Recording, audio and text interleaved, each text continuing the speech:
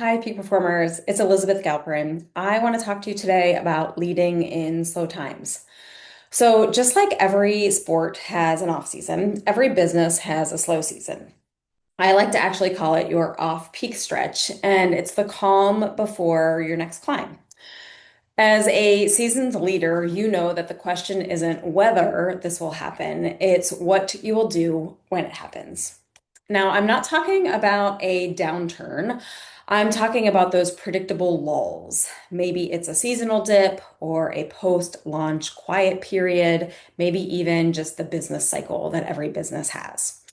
In these moments, as leaders, we can choose to lean into an abundance mindset, or we can default to the scarcity mindset, which our primitive brain is wired to move towards. As high performing leaders, we can treat this time as an asset. And here's how. Think of these slower times as times of greater capacity. Busy season rewards execution, slow season rewards investment. So the busy season is our opportunity to perform, but these off-peak stretches are the opportunity to get better at performing. Now, this works most successfully when you plan for the off-peak stretches before they hit, instead of scrambling once the time arrives. Proactive budgeting includes two things. Money budgeting. This is where we set aside dollars for training, for coaching, or for development before the fiscal year starts. So it isn't treated as a nice to have that potentially gets cut. We also need to create a time budget. This is where we're time blocking on the company calendar in advance so that we're protecting the hours or the days for the personal and professional development, the same way you would protect time for client deliverables. So now, if you have proactively planned and you've budgeted for both time and budget, when the time comes, what do you do with the time? Well, as a leader, I would suggest you think about sharpening your leadership skills, those that you just didn't have bandwidth for when you were in that busy season. Maybe it's improving delegation or how you give and receive feedback. Maybe it's spending time on becoming a better strategic thinker. Uh, Definitely encourage you to get coaching and training from experts. Don't just sit back in the chair and watch a webinar or read a book. Those are very passive learning experiences. Get that outside perspective and make the learning actionable and implementable as you go.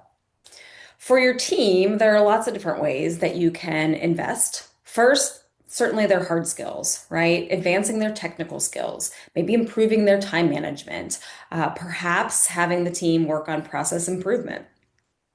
You can invest in doing cross training so that you have a more resilient team.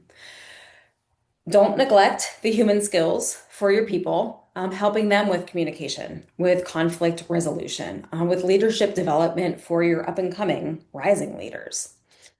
And my favorite way to use the off-peak stretches is for culture building, relationship development amongst the team. It's a great time to have them use assessment tools like DISC or Enneagram or StrengthsFinder and really understand why each individual presents uniquely and help the team dynamics improve. So, just like professional athletes, they use the off season to sharpen their physical skills and their mental skills.